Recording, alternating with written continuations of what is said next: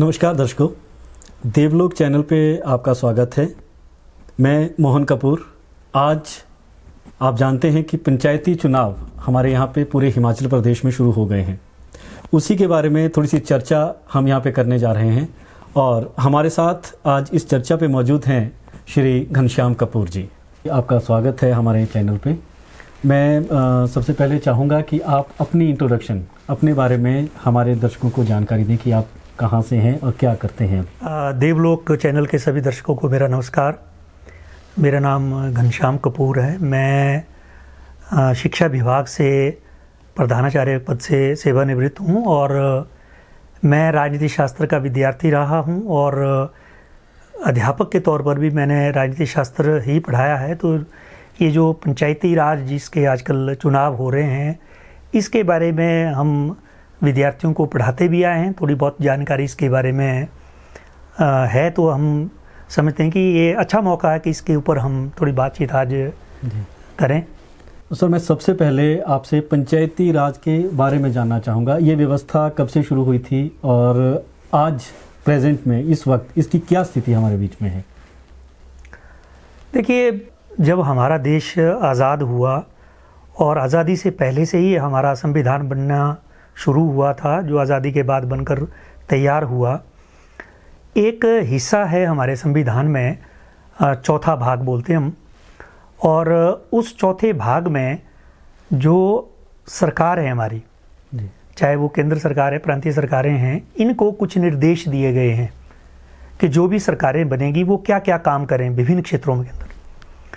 और उनमें से एक अनुच्छेद 40 है जिसमें राज्य नीति का निर्देशक सिद्धांत है, जिसमें ये कहा गया, वो गांधी जी के सपना जो था भारत का कि कैसा गांव हमारे कैसे आत्मनिर्भर होने चाहिए, तो उनके सपनों को साकार करने के लिए सरकारों को निर्देश रखा गया कि गाँव में पंचायती राज की व्यवस्था हो और पंचायतों को इतने अधिकार और शक्तियां दी जाएं कि वो स्वायत्त इकाइयों के रूप में कार्य कर सकें। मतलब अपने आप जो है अपने क्षेत्र का विकास, अपनी पंचायतों का विकास कर सकें। ये गांधी जी का सपना था और इसको संविधान में एक निर्देश सरकार के लिए दिया गया था। इसी के निर्देश को लागू करने के लिए सरकार ने समय समय पर, देखिए, पहले एक हमारे देश के अंदर एक बलवंत राय मेहता कमेटी बनी थी पंचायती राज के ऊपर ही, जिन्होंने अपनी सिफारिशें दी कैसा पंचायती राज देश के अंदर लागू हो सकता है। और पंचायतें तो स्थापित हुई, लेकिन एक पूरे देश के अंदर एक जैसा स्वरूप पंचायतों का था नहीं, और जो चुनाव भी थे वो कहीं पर हो रहे थे, नहीं हो रहे थे, या कई बार बड़े समय तक चुनाव नहीं होते थे। तो ये 1993 के अंदर एक बड़ा संविधान में संशोधन हुआ, 73वां, और पंचायती राज की व्यवस्था जो है वो संविधान के अंदर की गई। 1994 में ये हमारी संसद ने कानून पास किया और उस नए पंचायती राज जो अधिनियम था उसके तहत 3 स्तरीय पंचायती राज व्यवस्था कायम की गई। 3 तरह की। तो उसमें जिला स्तर पर जिला परिषद और ब्लॉक स्तर पर ब्लॉक समिति और पंचायत स्तर पर ग्राम पंचायतें, ये 3 स्तरीय पंचायती राज व्यवस्था की गई। और उसके बाद 1995 में पहले चुनाव इस नए पंचायती राज अधिनियम के तहत हुए। ये 6ठा चुनाव चल रहा है नए अधिनियम के तहत।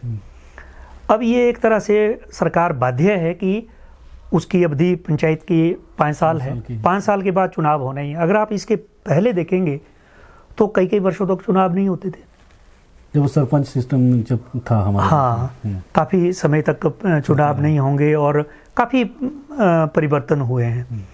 तो उसके बाद अभी हम देख रहे हैं कि 1995 के बाद तो लगातार हर 5 वर्ष के बाद, बिल्कुल आज देखिए आप, कोरोना का समय है और एक तरह से संवैधानिक और कानूनी बाध्य थी सरकार की, ये करने पड़ेंगे। ये तो सरकार ऐसी स्थिति में भी चुनाव करवा रही है और हो रहे हैं, लोग भी दिलचस्पी ले रहे हैं।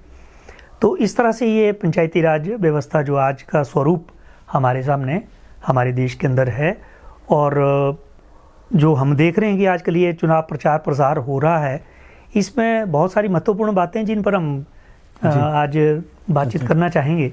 जी, ये तो बात रही हमारे पंचायती राज संगठन के बारे में, जैसे इन्होंने बताया कि कैसे कब ये शुरुआत हुई 1994 में। आप बता रहे हैं कि प्रॉपर तरीके से हमारे यहाँ पे वो संविधान में संशोधन करके ये किया गया था।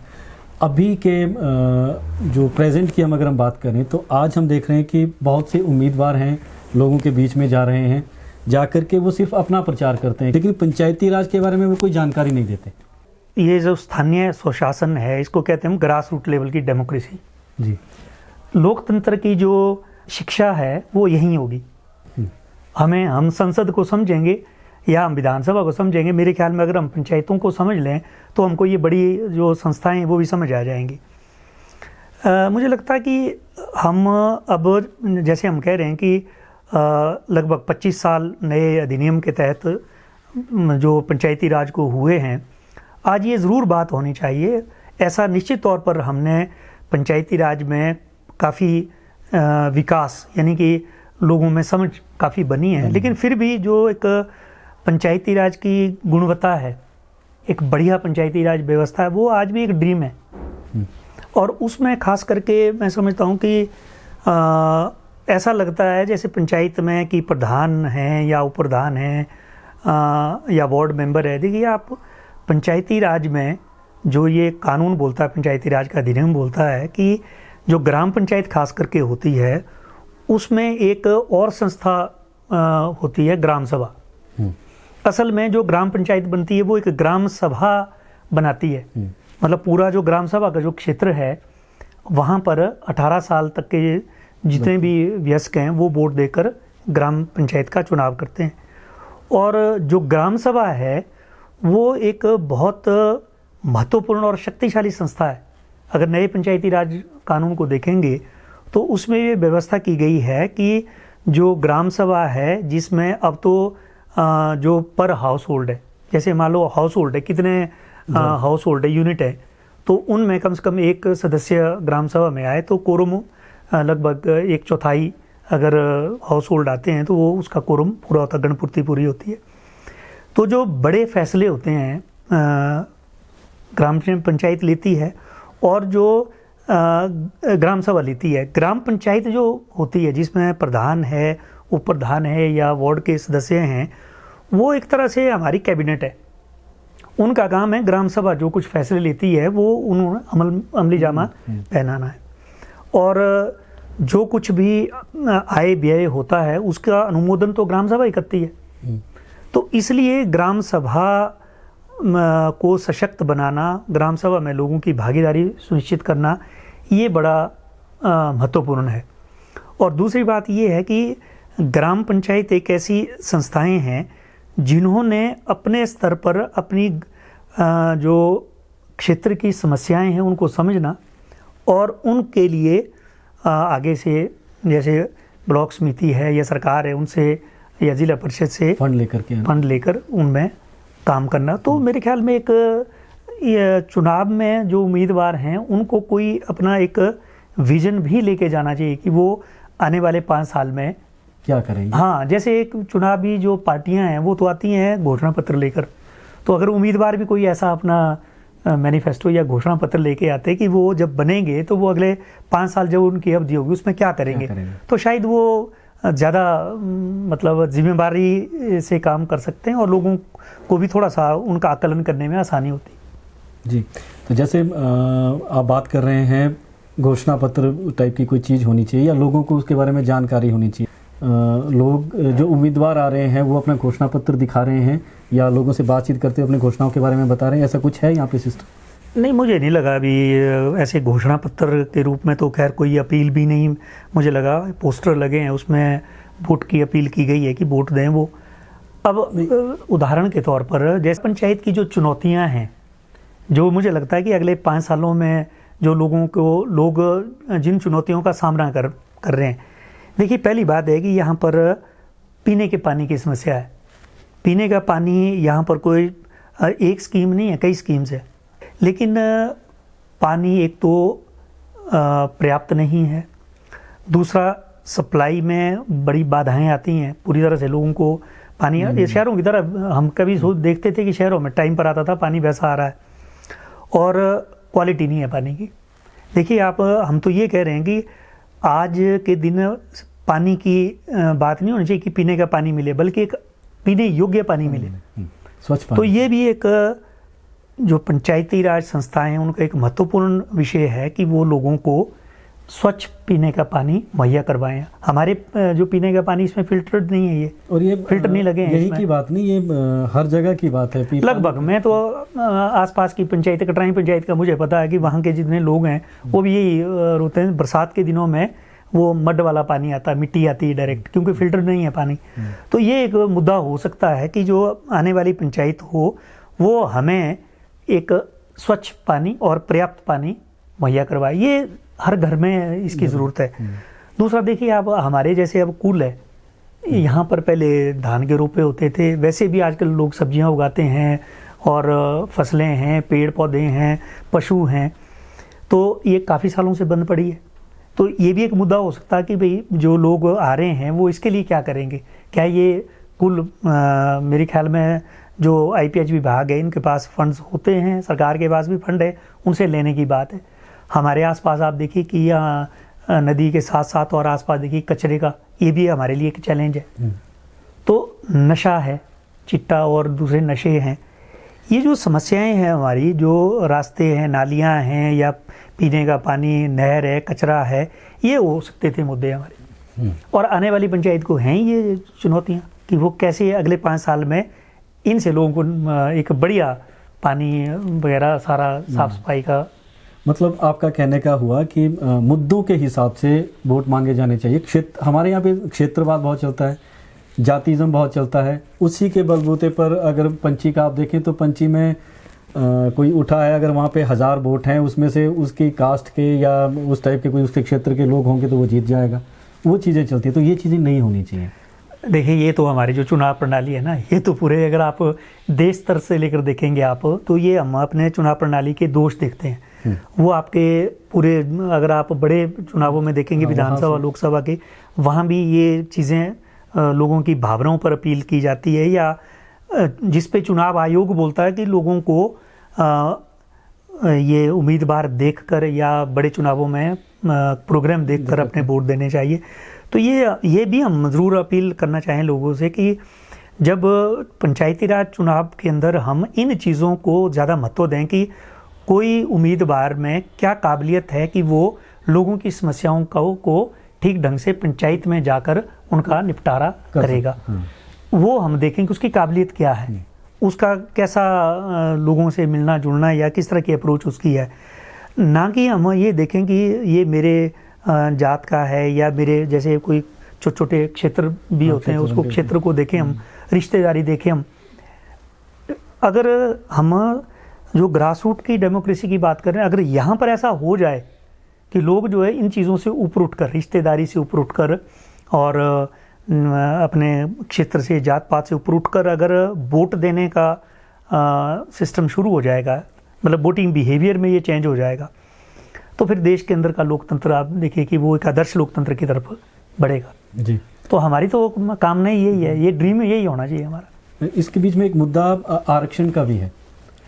अब आरक्षण, अब मुझे ज़्यादा नहीं पता, आप मुझे बताओगे, लेकिन आरक्षण, अब कई पंचायतें ऐसी हैं जहां से आवाज़ उठ रही है कि 15 सालों से, अब द्वारा पंचायत है यहाँ पे भी 15 सालों से महिला है, कटराई पंचायत है वहाँ पे भी महिला है, बहुत सी पंचायतें जहाँ पे महिला इस बार दोबारा से इलेक्शन लड़ रही हैं। तो लोगों का एक ये भी है कि आरक्षण गलत तरीका है या आरक्षण नहीं होना चाहिए, सबको ओपन लड़ने का अधिकार मिलना चाहिए। आप क्या सोचते हैं इस बारे में? नहीं, इस पे आरक्षण के ऊपर अगर बात करनी है तो फिर हमें फिर दोबारा से अपने देश की शासन व्यवस्था के ऊपर थोड़ी सी बात करनी पड़ेगी। जी, हम आज़ाद हुए तो हमने कौन सी शासन व्यवस्था अपनाई? हमने अपनाई लोकतांत्रिक, लोकशाही की, कि यहाँ पर लोगों की चुनी हुई सरकारें बनेंगी और वही शासन चलाएंगे, यानी कि लोगों की इच्छा से शासन चलेगा। लोग कौन? लोग तमाम लोग, वो देखिए आप किसी धर्म के, जाति के, नस्ल के, लिंग के, सब लोग बराबर हैं। लेकिन हमारा देश बहुत सालों तक हम गुलाम रहे अंग्रेज़ों के, और हमारे देश के अंदर जो कमज़ोर वर्ग हैं, जिनमें महिलाएं हैं और अन्य पिछड़े वर्ग हैं, अनुसूचित जाति, अनुसूचित जनजाति है, तो ये जो एक पिछड़ा वर्ग है या कमज़ोर वर्ग हैं, इनके लिए, क्योंकि इनकी भागीदारी के बिना आदर्श लोकतंत्र की स्थापना नहीं हो सकती। लोकतंत्र का मतलब है कि सभी वर्गों के लोगों की हिस्सेदारी लोकतंत्र में। लेकिन क्योंकि हमारा पुरुष प्रधान समाज रहा, कुछ वर्ग हमारे पिछड़े रहे हैं, उनको मौका नहीं मिला आगे आने का, तो हमारे संविधान में ही ये व्यवस्था की। मैं आपको देखिए, आप जैसे हमारे मौलिक अधिकार है, मौलिक अधिकारों में साफ तौर पर कहा गया है समानता का अधिकार है। तो एक समानता है कानून के समक्ष समानता। 14 नंबर अनुच्छेद बोलता है कि सभी लोग किसी जाति, धर्म, नस्ल के सब बराबर है। तो आरक्षण क्यों? और दूसरी बात, 15 नंबर का अनुच्छेद कहता है कि भेदभाव की मनाही है, किसी से भेदभाव नहीं किया जाएगा। अब लोग कहते हैं कि ये तो फिर भेदभाव ही हो गया कि कुछ लोग लड़ नहीं सकते इलेक्शन अगर आरक्षित है। उन अनुच्छेदों के अंदर साफ तौर पर कहा गया है कि अगर सरकार पिछड़े वर्गों के लिए, कमज़ोर वर्गों के लिए, महिलाओं के लिए अगर कोई विशेष सुविधाएं प्रदान करती है तो उसको समानता के खिलाफ नहीं माना जाएगा। ये हमारे संविधान के अंदर व्यवस्था है। तो हम ये कहेंगे कि आरक्षण से हम समानता नहीं दे रहे हैं, वो उसको कहते हैं हम सकारात्मक भेदभाव, यानी कि वो जो भेदभाव होता है उसको ख़त्म करने के लिए, यानी कि बाकी वर्गों को भी आगे लाने के लिए। अब आती है बात कि पंचायतों में देखिए आप विभिन्न वर्गों को आरक्षण है। हालांकि ये 33% आरक्षण था जब 1994 का अधिनियम आया, फिर बाद में सरकार ने इसको 50% किया महिलाओं के लिए। आप देखिए कि पंचायत में प्रधान, बीडीसी मेंबर, जिला परिषद और वार्ड मेंबर में आरक्षण है, उपप्रधान की पोस्ट पर आरक्षण नहीं है। आप जरा सर्वे करिए, उपप्रधान के पद पर आपको महिलाएं नगण्य होंगी, कैंडिडेट नहीं है, और जो दूसरे वर्ग के लोग हैं वो भी आपको नगण्य होंगे। एक्सेप्शन हो गया, अपवाद हो सकते हैं। वो जाहिर करता है कि अगर आरक्षण नहीं होगा तो अभी भी जो हमारी मानसिकता है उसमें महिलाओं को और अन्य जो वर्ग हैं, ये पिछड़े वर्ग हैं, उनको प्रतिनिधित्व नहीं मिलेगा। ये ज़रूरत इसलिए आरक्षण की है।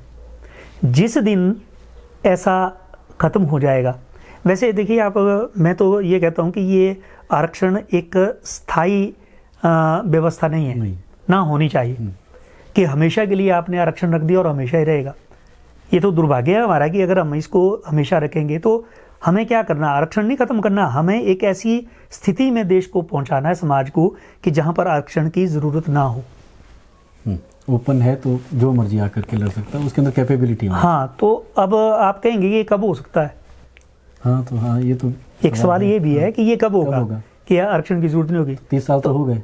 मैं आपको बता दूं, इसका जो संकेत होगा जिस दिन उपप्रधान के पद पर महिलाएं और बाकी वर्गों के लोग भी बराबरी पर चुनाव लड़ने आएंगे, क्योंकि वो तो वहाँ आरक्षण है नहीं। उस दिन आपने समझना कि समाज के अंदर जो मानसिकता में परिवर्तन आया है और हमारी समझ में हम सोचते हैं कि महिलाएं क्यों, ये है ना हमारी जो लोकतांत्रिक जो माइंडसेट में थोड़ी कमी है। तो जिस दिन यहाँ पर ऐसा मुकाबला आपको देखने को मिलेगा उस दिन तो आरक्षण की ज़रूरत नहीं रहेगी। तो मुझे लगता है कि ये एक स्थायी नहीं हो सकता है, पर अगर ये कोई और वजह से अगर इसको हम ऐसी व्यवस्था नहीं लाते हैं जहाँ पर सभी वर्गों को के लोग आगे आएँ, तब ये आरक्षण तब तक रहेगा। जी। अभी जो इलेक्शन हमारे हो रहे हैं इसके अंदर हमने देखा पंचायतों के इलेक्शनों के दौरान ही ये जो जिला परिषद के इलेक्शन है, बोलने को ये पार्टी सिंबल पे नहीं है, पार्टी सिंबल पे इलेक्शन नहीं लड़े जा रहे हैं, लेकिन जो पार्टी के लोग हैं उनकी दखलंदाजी बहुत ज़्यादा है।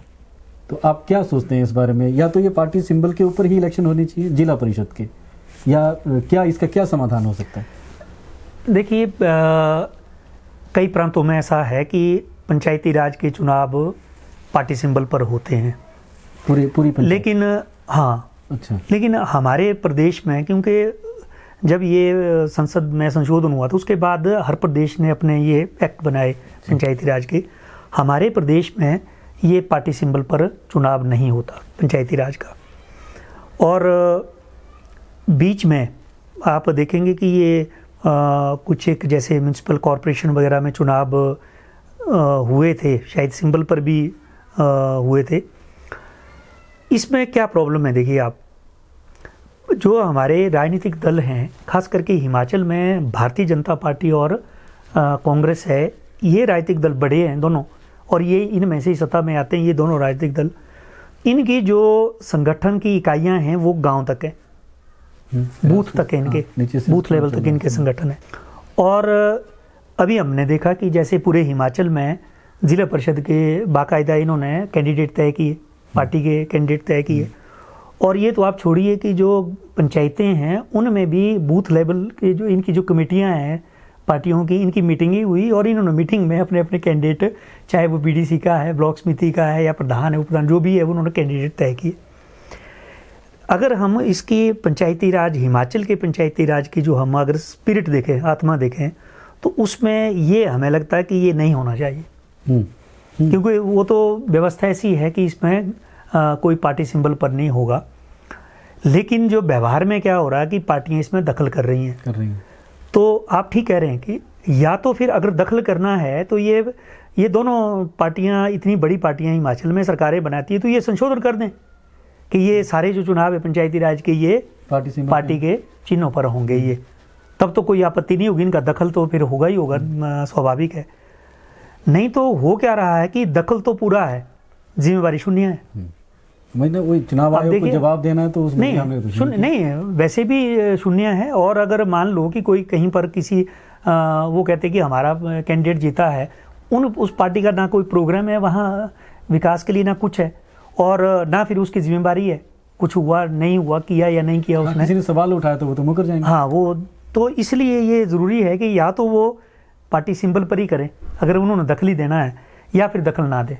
दखल नहीं देंगे तो फिर हमने ये देखा है कि काफ़ी लोगों का ये मानना है कि पंचायतों में हमें इससे, पार्टी से हटकर सिर्फ अपने गांव और पंचायत के विकास की बात करनी चाहिए और इससे ऊपर उठना चाहिए। तो ये आपका सवाल बड़ा प्रासंगिक, इस पर भी एक चर्चा होनी चाहिए। ये हमारी आज की पंचायती राज के ऊपर जो चर्चा रही, मुझे लगता है कि जो हमारे दर्शक हैं उनको भी काफ़ी जानकारी इस चर्चा के बाद मिली होगी और वो अपने मत का इस्तेमाल अच्छे तरीके से करेंगे। तो मैं चाहूँगा कि आप हमारे दर्शकों को एक छोटी सी अपील करें, पंचायती राज चुनाव से संबंधित थी कुछ। देवलोक चैनल के जितने भी दर्शक हैं उनसे विनम्र आग्रह है कि जितने भी मतदाता हैं, जिस भी दिन चुनाव हैं, अब 17 तारीख से पंचायतों के चुनाव शुरू हो रहे हैं, कुछ के 17 को हैं, कोई 19 को हैं, 21 को हैं, सभी लोग अपने वोट का इस्तेमाल ज़रूर करें। वोट देना हमारा अधिकार है। हमारा एक एक वोट जो है वो अगले 5 साल में पंचायत के विकास की दशा और दिशा क्या होगी ये तय करता है। आप देखते हैं कि चाहे वार्ड मेंबर है, उपप्रधान है, प्रधान है, वीडीसी मेंबर है, एक एक वोट का महत्व है, एक एक वोट ये तय करता है। इसलिए सभी जागरूक बने और जिस दिन भी आपके पंचायत में चुनाव है उस दिन आप बूथ पर जाकर अपने मत का इस्तेमाल ज़रूर करें। धन्यवाद जी, आप हमारे इस कार्यक्रम में आए और बहुत अच्छी जानकारी मुझे लगता है हमारे दर्शकों को मिली होगी। आपका बहुत बहुत धन्यवाद। मैं आपका धन्यवाद करना चाहूँगा कि आपने एक बड़े ज्वलंत मुद्दा कहूँगा मैं पंचायती राज का, पंचायत के चुनाव के समय में आपने मुझे ये मौका दिया। शुक्रिया, धन्यवाद। आज के आपकी बात कार्यक्रम में हमारे साथ थे श्री घनश्याम कपूर जी। बहुत अच्छी जानकारी पंचायती राज चुनाव से संबंधित इन्होंने हमारे को दी। और मैं भी एक छोटी सी अपील आपसे करना चाहूँगा। सरकार द्वारा जो निर्देश कोरोना को लेकर के जारी किए गए हैं उनका ध्यान रखते हुए आप वोट डालने जरूर जाइएगा। हम किसी और दिन किसी और कार्यक्रम को आपके बीच में लेकर के एक बार फिर से हाजिर हो जाएंगे। तब तक मुझे इजाज़त दीजिए। नमस्कार।